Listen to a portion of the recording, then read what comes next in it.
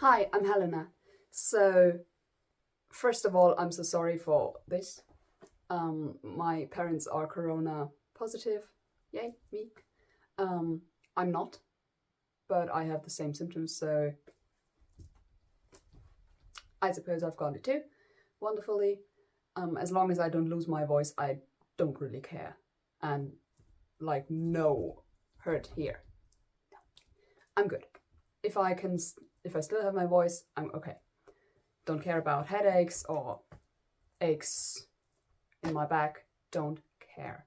I've got it here for some reason. I don't know. My mom has it too. It's oddly specific, like here.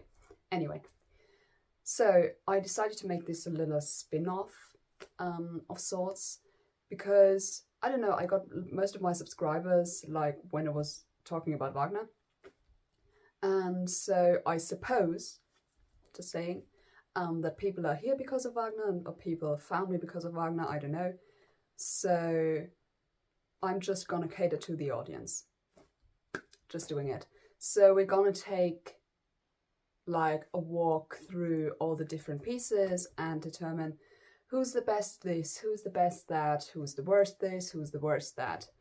And so for this kind of pilot episode where we're gonna see how you receive it and if you like it and if you don't like it and what you would want to have changed, we're gonna talk about relationships with Wagner, which is kind of stupid because I probably will put it in the title.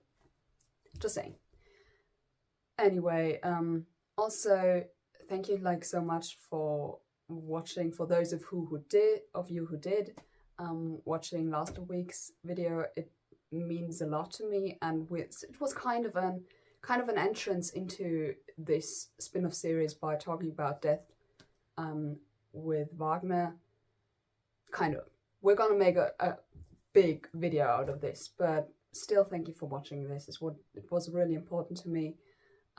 Obviously all my content is important to me, but this one in particular, it was just something that was,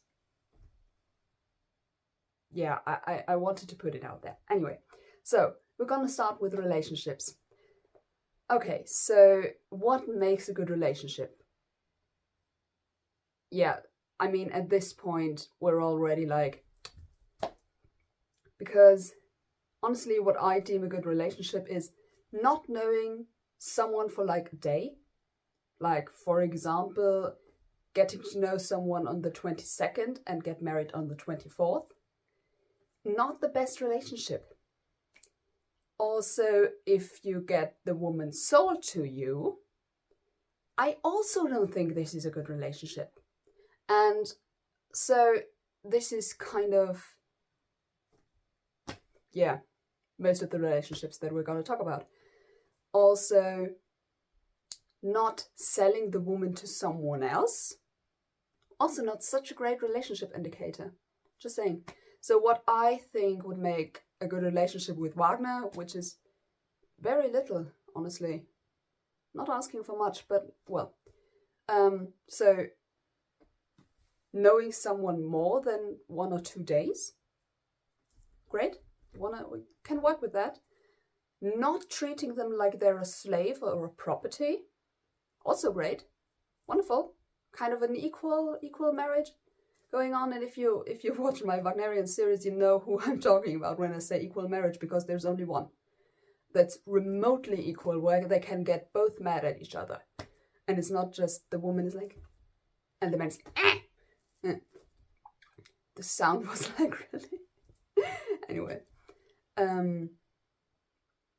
So this makes a good marriage for me, or this makes a good relationship for me, not knowing someone for more than a day and not treating them like a slave or a property. Yep. So in the end, I will take my personal top 3 best relationships and top 3 worst relationships, and you can debate me on this, obviously, in the comments, as always. And heavens, I hate these push. I hate it. It's just there and I have to read it and my mind goes blank for a second in talking. Anyway, top 3 of the best, top 3 of the worst. And I'm gonna say this now, well, depends on how we're gonna go on with this. But when I like made this list in my mind, I had like a top 2 of best. Like I had 2 top 2s, one of them not related and one of them related, which I think is in itself a horrible category. Top relationships related. And I mean like men and women relationships, by the way. We're not talking about father-son. We don't have that. Father-daughter.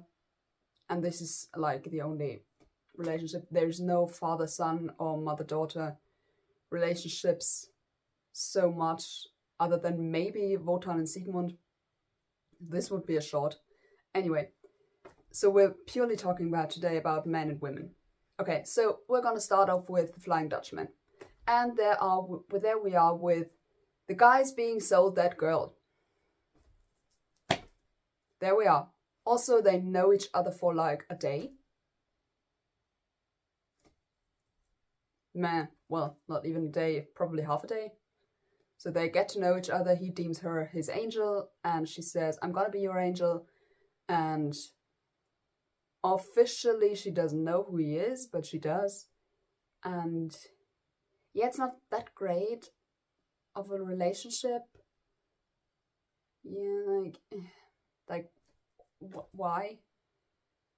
Property. I mean, at least, that's the good thing.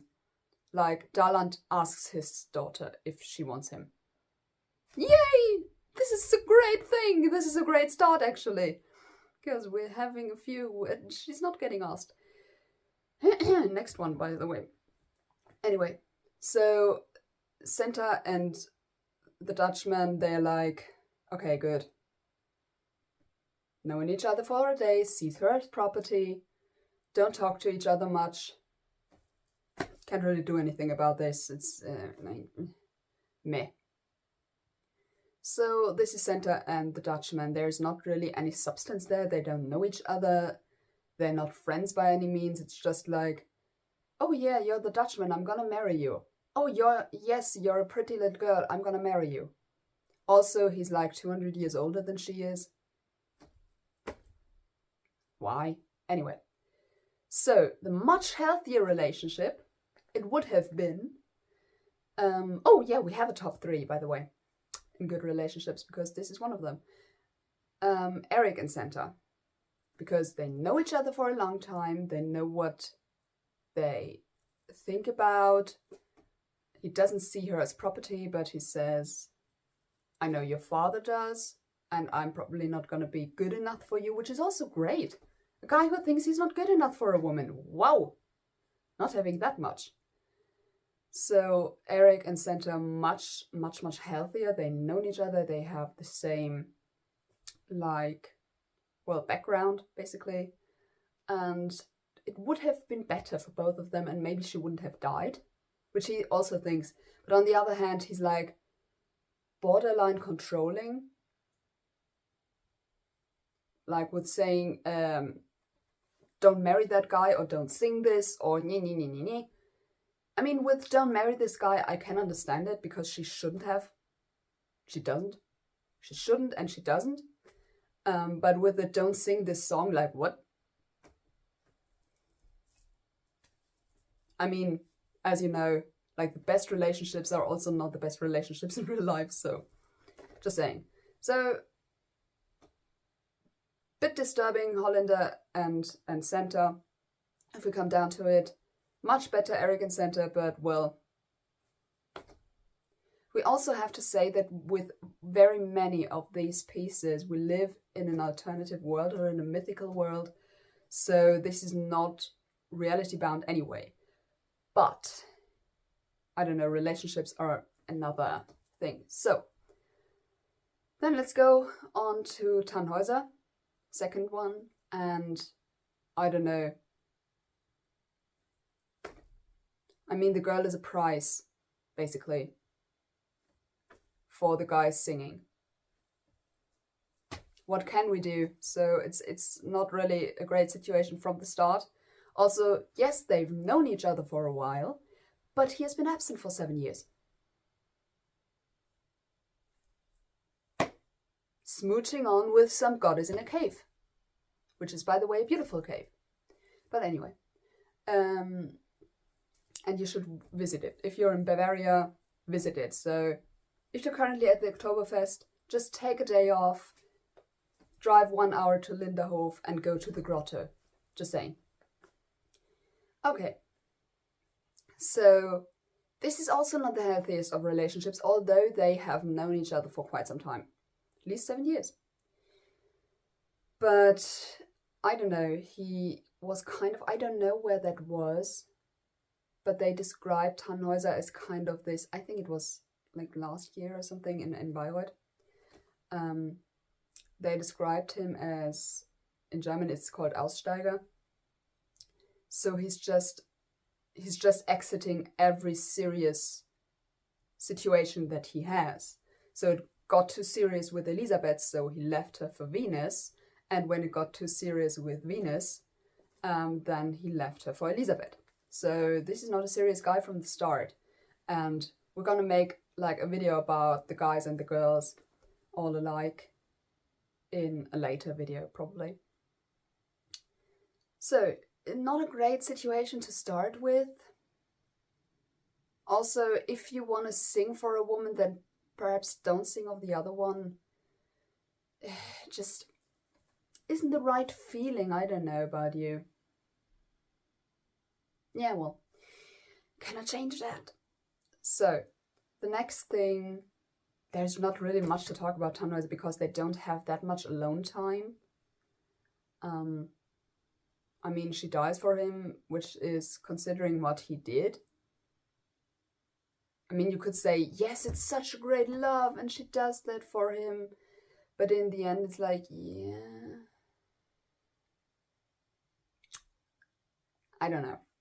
I mean, it's cute that she loves him so much, but for that guy? Really? Like, yeah. Perhaps it's just me. I'm too much mezzo-soprano for this.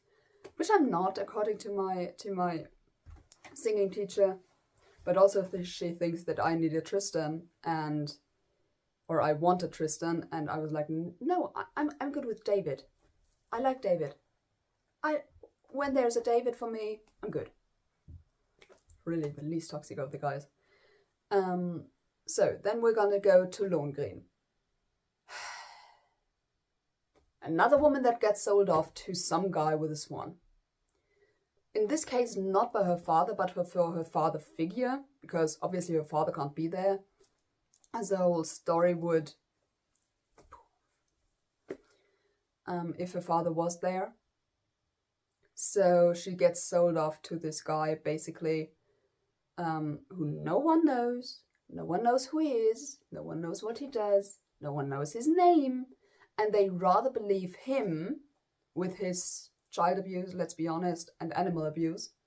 Because, spoiler alert, the swan's a child, actually. So it's basically child abuse that he lets this child carry him over the lake. Or God knows from where. So this is not really the best. Yes, I know what I wanted to say. So they rather believe this guy who comes with a swan, who's so holy, than the guy they already knew for years and who fought with them alongside and who they know who he is. Probably based off the decision who he married. That's probably the thing. By the way, this was again my hands. So, like, well.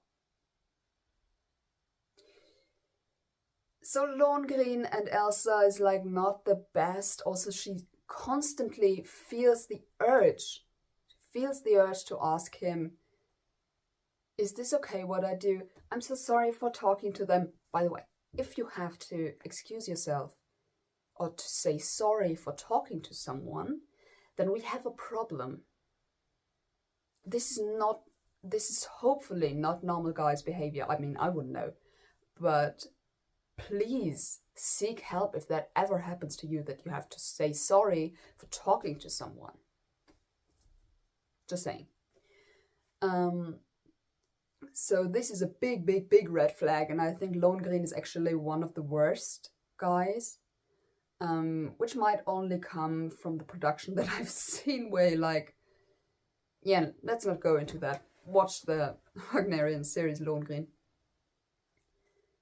But he's not one of the best guys if you actually look at it. Like, he constantly forbids her to do stuff, like not asking him stuff, or not doing this and not doing that. And he's not saying like, well, you should trust your instinct, or I ask you, or this or that. Does he ask her if she wants to marry him? No, I think it's like a combi package, isn't it? It's like a combi of, I have that here. Also, I have Ortrud marked, so this is great because she's not in the first act. Anyway, yada yada yada, ein Wunder, und sei bedankt, da da da da da da da.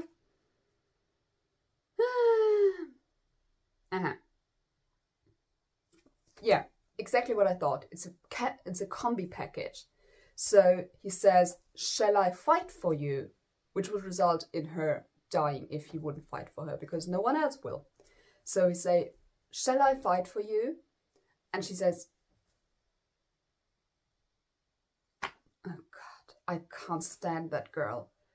She says, my hero, my savior, take me, I give you everything I am. I can't with this woman. And then he says, if I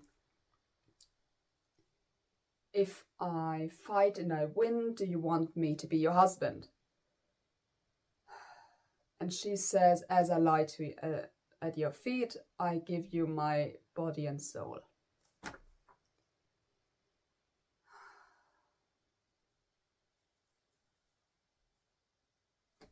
And my singing teacher wanted me to sing her.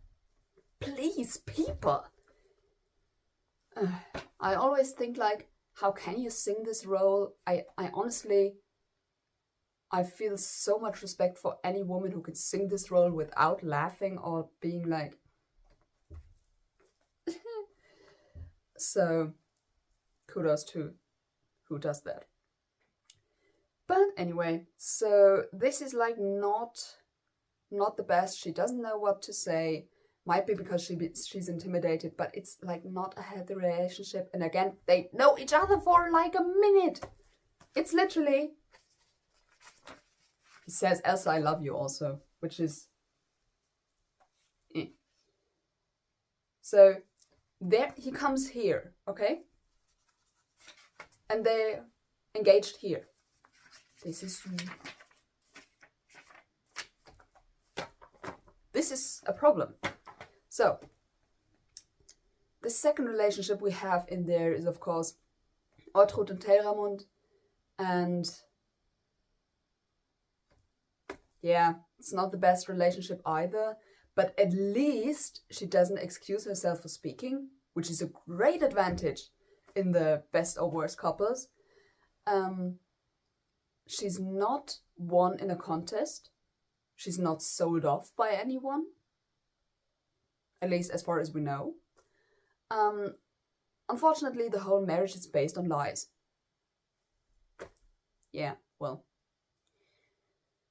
I mean, out of the marriages, it's probably the most honest one, because they constantly fight, they constantly bicker.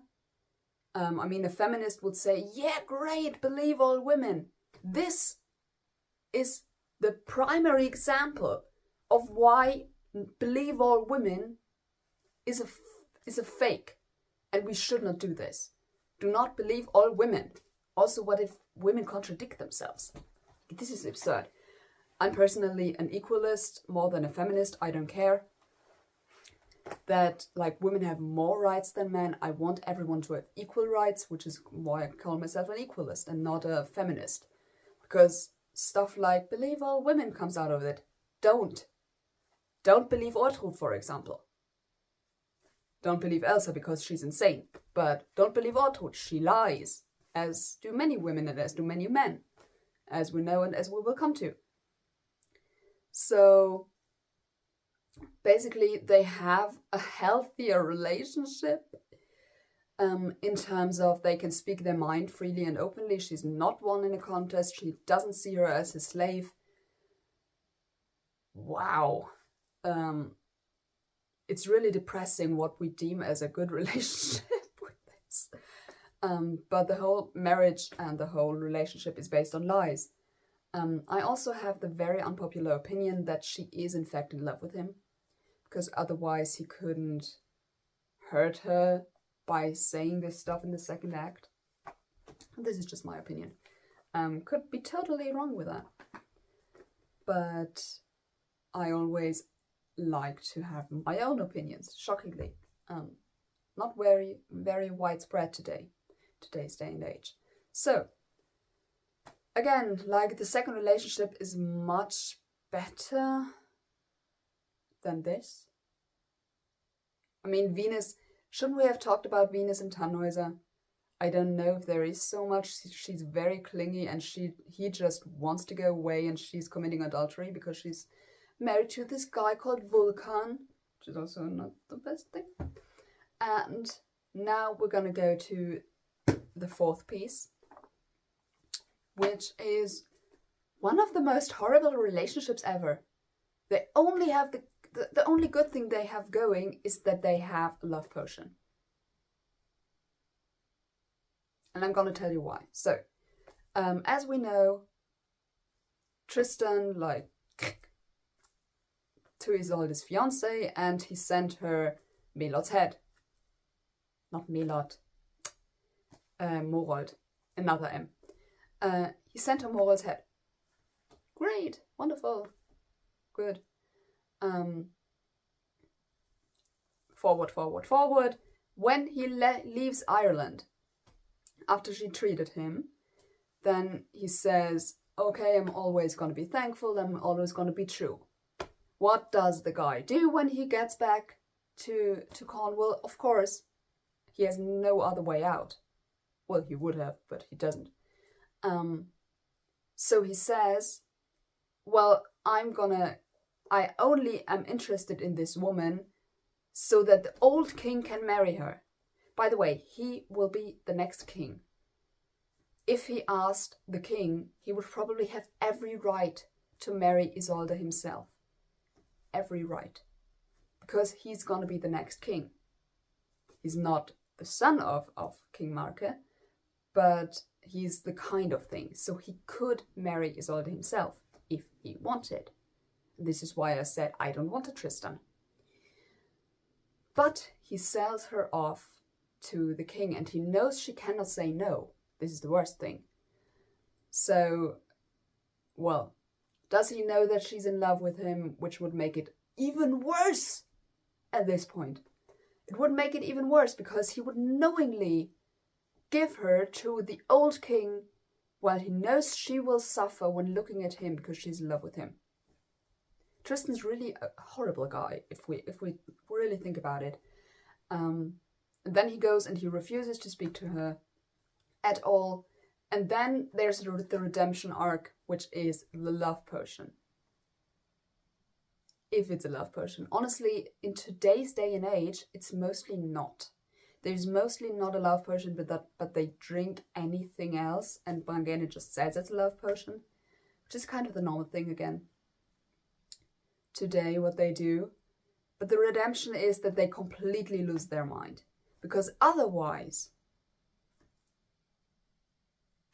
I mean, the whole thing of the second act, that he says, oh, they're gone, so I'm going to go to the woman I love and spend the night with her, even if nothing happens. Even if nothing happens, this is so stupid. And this is so dangerous, and Tristan should know this. So the only redemption he does have is the love potion. And if he does not, and he willingly puts her in danger, this makes it even worse. And I know that I make a lot of excuses for the women right now, which kind of goes against my equalist thing. But we have to say that we're still talking in most of these works about the Middle Ages. most of them, isn't it all of them? Most of them about the Middle Ages, so the women had no choice. So they had to make the best out of their situation. So I'm kind of nicer to women like Ortrud, who built their marriage on lies and who is obviously not a great wife because she lies to her husband constantly. And I don't make so many excuses for guys like Tristan because he would have all possibilities. He had the possibility, in my opinion, personal opinion, this is all my personal opinion, he had the opportunity to marry Isolde. If he would have just gone to the king and said, hey, I know I'm supposed to be like the crown prince or something, and you want me to be the next king, would it be okay if I married this princess? This is all it would have taken, honestly, but he didn't do that. Of course, he's also like, there's Milord in the background pulling some strings and all, and like kind of caging. He's having his own marionette puppet theater going on in the background. But still, like, Tristan, he could have saved this whole thing. Just saying. Which makes him, I think, the worst guy, honestly. Obviously, Isolde also doesn't tell him, which makes her a horrible woman as well. But she didn't really have a choice. Because Ireland was basically conquered in the moment when Tristan killed Morwood. So she didn't really have the say in, yeah, could I maybe not marry the king and marry the younger guy? Not happening. Just saying. She's too proud for that. It's kind of a Pride and Prejudice thing. She's kind of a Elizabeth Bennet at this point. But yeah, well, it's really a horrible relationship if they hadn't got the love potion as a redemption. Then, well, I kind of always, in the beginning, I shipped Corvinal and Brangäne. This is not really happening. But yeah, so this is Tristan and Isolde. So there's only one relationship in that. And we come to Meistersinger, which is, as we know, kind of the comic relief or the comedic version of Tannhäuser. And what do we have? We have a guy who knows a girl for 2 days from when they meet, which is on the 22nd of June. And they get married on the 24th of June. Why do I know that? Because it's Johannistag, and Johannistag is on the 24th of June in the third act. And this means that like the first and second act are on the 23rd of June, and they actually meet 1 day before, as Magdalena says, on the 22nd of June. Yay! And they met each other twice. But they met each other alone, which is kind of a great thing for what we're working with here. Oh god, I'm destroying my favorite composer. Anyway, so we have obviously Ava, who gets sold off, who's looked at as property. Yeah, it's the usual thing. She's a prize in a contest, and like in the beginning, it looks like he willingly sells her to Beckmesser, her father. Let's just be very clear about this. He willingly sells her off. They kind of have this agreement. Wait a second. You know what? I'm gonna look this up and then I'm gonna be back because I don't wanna, like, it's a big book, okay? Not like The Ring, but still big. Gonna be back in a second. Okay, so I found it. Also, I got a cushion for myself because it's a bit uncomfortable if you sit here too long. So they basically say, what Ava's father is saying is that he knows that Beckmesser is going to be the one to win, and he's probably going to be the only guy who even sings for her hand in marriage. So he willingly gives his daughter for a contest where he knows what the end is going to be. And I mean, Beckmesser is not, I mean, obviously he's not the nicest guy. Don't have to talk about this. But who obviously is not even very liked by anyone in the city. Like, the guys don't like him, the folk doesn't like him. Like, why do you like him? The only thing is that she can still choose if she wants him or if she wants to be a virgin forever and go to a cloister. Great choice. Woohoo. Great. Wonderful. So Beckmesser doesn't like this, obviously. But yeah. Like, Meistersinger is really is a problematic one on so many levels. But I love it nonetheless. Yeah, again, the contest thing, at least she's got a choice in the end. Well, we don't really know what would have been going on with Tannhäuser because it's imploding in the middle of it. So, anyway, yeah. So Walter and Ava, of course, they don't have the time. They literally don't have the time to get to know each other better. But on the other hand, like, they get to know each other probably in the evening of the 22nd, and in the morning of the 23rd he asks her if, like, she's weddable, basically. Yeah, I don't know. So the second relationship, which is one where, like, most people would go, is Ava and Hans Sachs. I wouldn't want to go there, please. Yeah, I don't know. Like, since I made the first video of the Wagnerian series, Meistersinger was really one of, well, the one that I watched and heard the least, and I've heard it like a lot lately. For example, when I was going to Italy, it was literally long enough so I could hear the whole Meistersinger through, which is what I did. And there's so much concerning stuff with Hans Sachs and Ava. And I don't know what I think of, like, the whole thing. Well, I think it's sick. Every guy who says, then I would have a child and a wife in one, call the police. Just saying. If there's ever a guy in your life who said, I would have a wife and a child in one, run, okay? Just saying.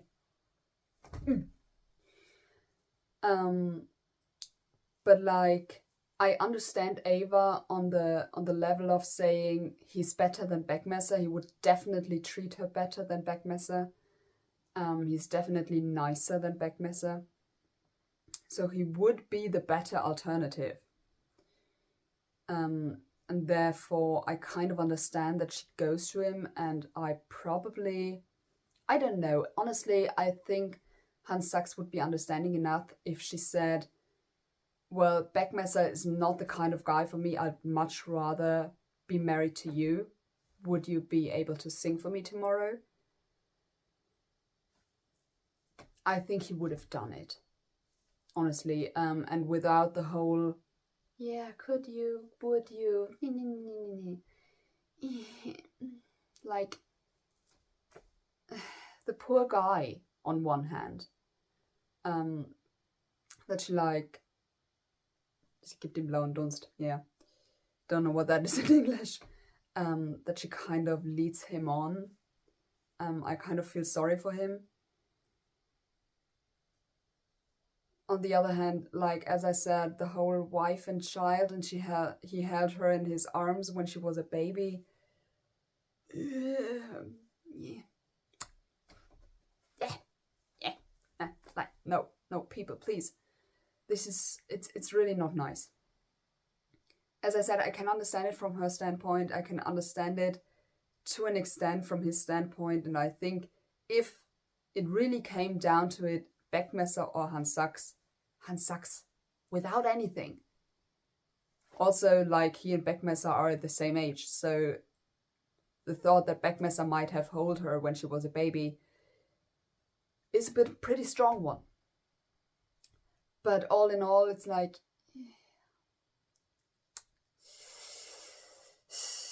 luckily Hans Sachs heard the story of Tristan and Isolde, and he didn't want anything of King Marcus' luck.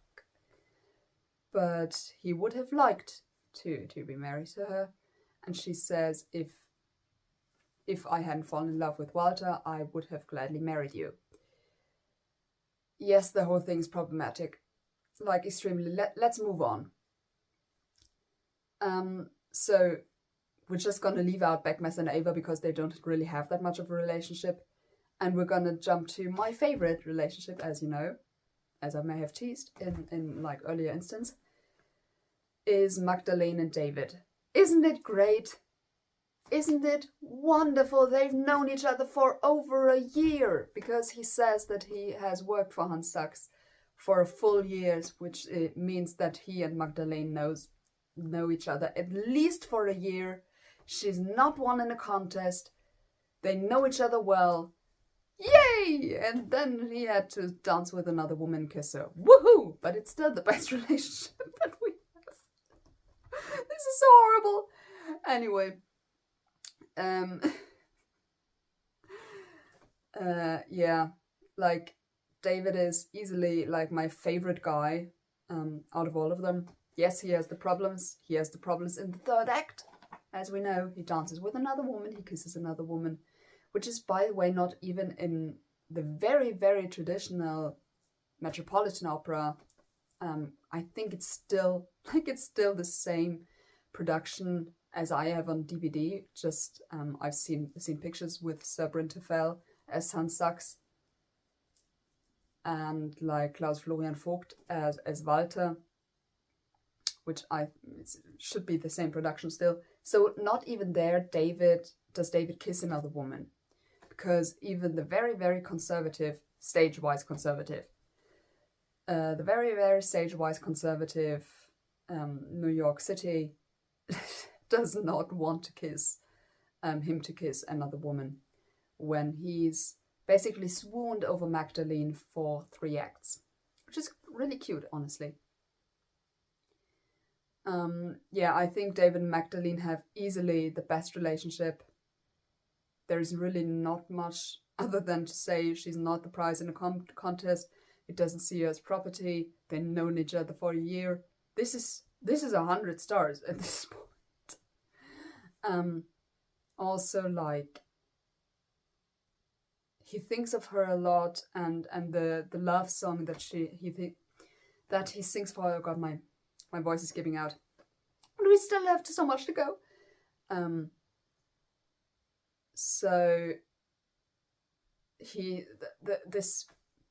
this love song that he sings for her in the third act is so beautiful, and I think very, very true in a way. I mean, he doesn't say stuff like, "Oh, my heart beats faster when I see her," or this or that. It's just very true, and he says she's so good and so sweet to me, and she, oh God, this makes me so pale, this light. We're entering the Addams Family phase again. Also, that I'm a bit sick doesn't make it better. Anyway, I want to see if I can recreate this. So he says, she's so good and sweet to me, and often looks at me so innerlich. Let's leave it at that. Honestly, it's worse and it's bad enough if you have to translate German to English, but if you have to translate medieval German to English, then it's like, no. But it's really sweet what he sings about her. And you know what I thought after I thought a lot about it, because they're my favorite couple, in terms of non-toxic behavior and not wanting to, is in the second act when he beats up Beckmesser, and he says, "This is the one who she asked to come. This is the one who she likes better than me." well, who she likes better. And I love this, that she doesn't say, oh God, this kind of, she doesn't commit adultery because they're not married yet, but you know what, she goes behind my back or something like that, but just she likes him better than me, which I think is, well, compared to others, very, very healthy at this point, that he is not mad at her, but he says this is the one who she likes better. Because he could also say, oh no, I'm wounded in my pride, I'm gonna beat this guy up and I'm never gonna talk another word to her. But he doesn't say that. He loves her, and that's why he fights for her. The only thing I hate about this, and this is something that always throws me off key, is that with Wagner, everything has a meaning. And there's this one thing in the third act. Yada, yada, yada. The third act is very long. Yeah, there it is. So he says, auch hat's unserer Liebe gar gut getan. Which is normally, you would say, hey, he's sweet. It helped our love. Yay. But if you listen to it, you have this, the love is, auch hat's unserer Liebe gar gut getan. It's off. It's off. It's not. There's a bit of a twinge in that, and I'm not sure if that's if I sang it the correct way. Please look it up, hear it up, whatever. But yeah, I still think that David and Magdalene are probably the most, well, healthy out of the bunch. Yeah, there's not really that many great couples, so we're gonna move on to a few maybe related couples, or aka the Ring of the Nibelung. The basis for Game of Thrones. Yeah, don't need to talk about that, and talk about relationships where they are in one family. Anyway, so let's start with Rheingold. Yeah, Fricka and Wotan, he has 11 children, or later has 11 children next to her, out of wedlock. Not the greatest relationship. Also, I realized that Wotan hardly makes any decision. And you can look this up, like, he gets forced into the decision of giving Freya away by Loge, and he gets forced into going after the ring and after Alberich by Fricka, and he gets forced to give the ring away by Erda, and he gets forced to kill his son by Fricka. So there's not really much that he does actively. But anyway, so this is like not the best, and this is one thing that kind of bums me, but I understand it, because it wouldn't work if we stayed true to the mythological stuff, because in mythology they have a very open marriage, and I'm not a fan of that. But if you have to spend eternity with each other, then there might be a time when you're getting on each other's nerves. And, well, he commits adultery and she commits adultery, and they don't ask questions, and they come back to each other. Yeah, I mean, possibly the best outcome for an eternal marriage of two gods that you can get. Hera and Zeus. So, but anyway, so with Wagner, this is not at all healthy. He commits adultery, he doesn't really care about her opinion, he doesn't value her, he literally lives with another woman for years. Yeah, it's just like the whole package. Also, there's this wonderful Die Walküre, zweiter Aufzug. Yeah, that doesn't give oh yeah, there it is. He says that unholy I deem the The oath. Unholy, I deem the oath that unifies people who don't love each other. And this is the part where Christa Meyer famously, at this point, at least for me famously, when she looked at her own wedding ring, but this is in the Valkyrie, obviously, but since this is a bigger picture for Fricka and Wotan, they're not just together in the Rheingold. So it's kind of this thread, this underlying thread of saying, yeah, if I don't love you, I don't really care about this marriage, which is a horrible thing to say. And obviously he sells off her sister in an alliance with her brothers, which does not make it better. And he doesn't really listen to her, and she's kind of the spine in all this. And I thought this was very, very great in this year's production of The Ring. The Bayreuth production of The Ring, the current one, which will never be played again anyway. When she is specifically not with the family in the whole, okay, we're going to take Freya for the castle. She's not there, and she's being held off by Fafner, secluded from the others because she's the spine of it all.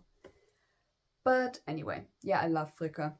Next year I'm going to be pro Erda, and if you look at the cast list, you know why. So yeah, not the best relationship, so let's just get on with the Valkyrie. So, yeah, Cersei and Jaime, we're here again. So, obviously they've known each other for a long time and he doesn't win her in a contest. Does this make it a healthy relationship? No, it does not. But, because they're brother and sister, let's just remind everyone of that. But, what I think is great, and I'm just gonna say it, is that he looks out for her and he wants the best for her. And he says, I'm gonna leave because I'm bad luck for this house. And again, she doesn't really have a choice in all of this. She has a choice in saying she runs away with him and she sleeps with him. Woohoo. But she does not really have that much to choose from in the real spectre of things. Spectre. Where are we going with this? But, well, I think this is one of the most healthy relationships, and I think he truly, truly loves her. Basically, they were brought together by Wotan, and Wotan planned this whole thing, so we don't know how much he did, because we know when he talks to Erda, that he's able to bind someone kind of with a love spell. So we don't know if this happened here. But what we do know is that they really, really, truly care about each other, and that she tries to shield him from her husband and stuff, even if it affects her own life. And that in the second act he knows enough to know that if he dies and if he's not able to, protect his sister anymore, and she has to go back to Hunding with his son, with her carrying his son, that she's probably gonna suffer torture or she's gonna be killed altogether. So he says it would be much more human for me to kill her and the child myself. Which is obviously a horrible choice. It's a horrible thing to do. It is a horrible thing to do, but it's a horrible choice he has to make. But he will bear this in order to keep her safe.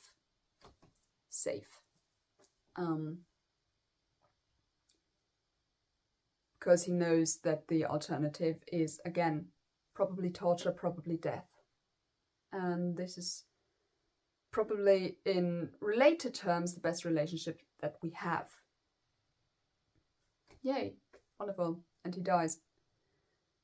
And she dies with him. Well, 9 months later, but still. So we're gonna well, obviously Hunding and Sieglinde don't have to talk about this. Basically, again, bought her, much older than her. Well, no contest, but we don't really know that. Sees her as property. Horrible thing is she sees herself as his property. So let's go on to Siegfried. Obviously we have Siegfried and Brünnhilde, which is again oh, we just met. Oh, I think you're my mother. Oh, you're not my mother, so we can sleep together. Oh, you don't want that? Then I'm gonna spend the next 40 minutes on convincing you on that. Yay. Still, it's a pretty good relationship, as far as we know. Unfortunately, we do not know how much time has passed from the end of Siegfried to the beginning of Götterdämmerung. Yeah. So it might have been months, it might have been years that they have been together, that they've known each other and stuff.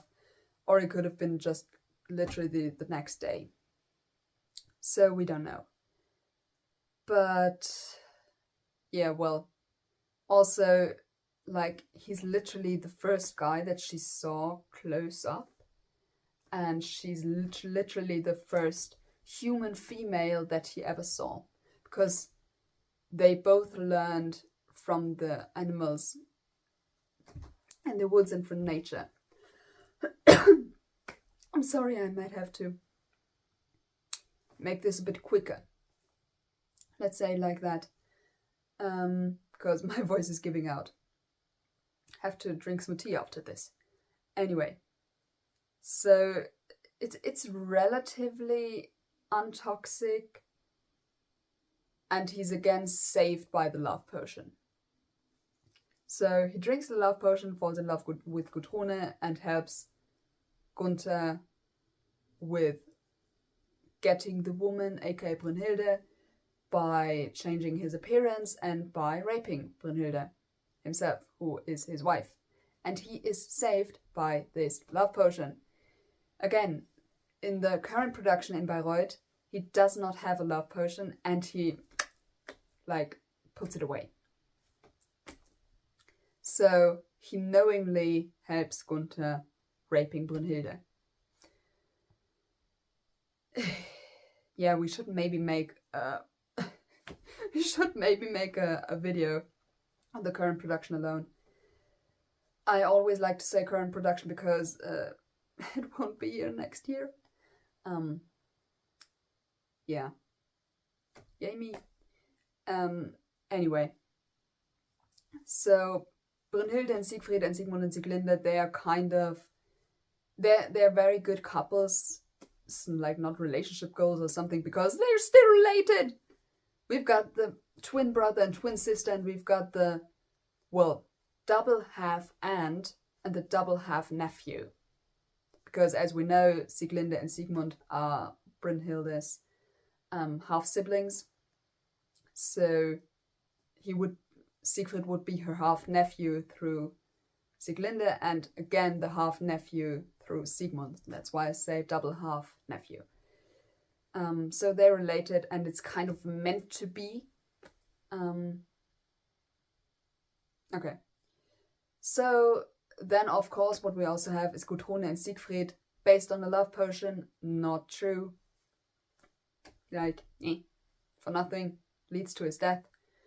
Gunther and Brünnhilde, yeah, it's based on A, a rape, and B, on not even, well, what do I say, not even him raping her, but him forcing someone else through a love potion in raping her. Like, not a great relationship. Same goes kind of for Wotan and Erda, by the way. He binds her through a love potion, which is not the way to go. Again, why? And yeah, this is kind of the ring. There's not really that much. So let's go to Parsifal, my least favorite out of all of them, because it's so confusing and so hard to understand. And I'm not an expert on this, obviously. I can talk about it for hours, but I'm not an expert on this. So, Parsifal, we have Kundarin Parsifal. First of all, she's under a spell the whole time, and he's stupid the whole time. Well, 2 acts he's stupid. 1.5. And then she is again under a spell when they meet again, so she doesn't know what she does, at all. That she's nymphomaniac and that she needs him physically. She's also not such a great basis. And then she dies at the end in his arms. So, but they've known each other for years at this point, so this makes it much better. Because obviously between the second and third act there's a long time span. Years and years and years. And yeah. The good thing is he doesn't see her as property and he doesn't win her in a contest. And what was the third one? I don't know. But well. So this is, in my opinion, it's really horrible if you think about it. But on the other hand, A, it's the Middle Ages, and B, I mean, it's theatre. We can dream. We can dream that all these love at first sight things are real and they are true and they get married and everything is happily ever after. Like, let's just dream of it. Yeah. So, let's go on with let's begin with the best couples, okay? So, in my opinion, obviously the best couple is David and Magdalene. For obvious reasons, I think I've gushed about them enough. Second place, I think, would be Eric and Senta, because again, they've known each other for some time. He is controlling, but honestly, we don't have the perfect relationship, the perfect equal relationship, without someone getting sold off or won through anything. And then we have, very controversial, actually, probably Ortrud and Friedrich, because they're very open with each other and they're not afraid to speak their mind, which is a huge thing in this thing. And they don't apologize for being themselves. Yeah, very controversial. I don't know if I would back this up. Probably just my undying love for Ortrud, and that she is out of the ring my favorite female character. And of the best, obviously, related relationships, I would say that Sigmund and Sieglinde is the best, because I think there's hardly any couple that cares so much for each other, other than maybe David and Magdalene, but Who Kissed is another one. Anyway, hardly anyone who cares so much about the well-being of the other person. Also, Sieglinde says she should go back to Hunding because she doesn't want Sigmund to get hurt, and he would kill her before he would allow her to go back, and all this stuff. So all in all, they probably have the best relationships apart from them being twins. If this was just a guy meeting a girl situation, then I would say great. And I don't care that they've met like an hour before. But yeah, well. And then Siegfried and Brünnhilde. He gets saved again by the love potion. So then let's get into the worst relationships. Yeah, well, there's a few contestants, obviously. I think, honestly, I'm gonna say it, I think that Tristan is the worst. I've said it here, I've said it now. Yeah, don't need to talk about this. I think he's, if we look at it from a non-mythological, rational standpoint, it's really not great what he does. It's a wonderful love story and it's beautiful, and from the perspective of theatre, totally take it. We totally take it. As theater, but not, I mean, in real life, it's really horrible. Also, like in the book by Wolfram von Eschenbach, they even sleep with each other, like in the wedding night of Isolde and Marke, and they have Brangäne go to Marke instead, because she's a virgin still and Isolde isn't, because Isolde and Tristan have been together on the ship. So he gets her in even more danger in the original than he does like in the work of Wagner. So he's probably the worst. And then there's like a lot of guys who buy women. Probably, yeah, well, because I mainly specified like the big relationships, obviously Hunding is the worst. If we talk about like the minor relationships, Hunding is the worst, obviously. But if we talk about the big relationships, we probably have Tristan. And then probably Wotan and Fricka. And then my favorite guy, Lohengrin. Probably. I mean, there's really a lot to take from in this case.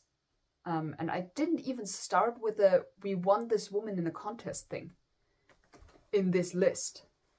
But I would love to hear your opinions on this. Because, as I said, it's very controversial. And again, we're talking about theatre, so there's a lot of stuff is different in theatre, and we're okay with twin brothers sleeping with their twin sisters, for example, and we think that's a relationship goal. Oh god. And stuff like that. And we believe in love at first sight, and we believe in being saved through death and stuff, which is last week's episode. But never mind. So this would have been this episode. I hope you've had fun. Tell me your version of the best and worst in the comments, or honestly, if you have other opinions, I would love to hear them, because I would love to learn new things and debate with you. And debate is important, because if we stop talking to each other, that's when violence begins. So, have a nice day, and yeah, see you next week.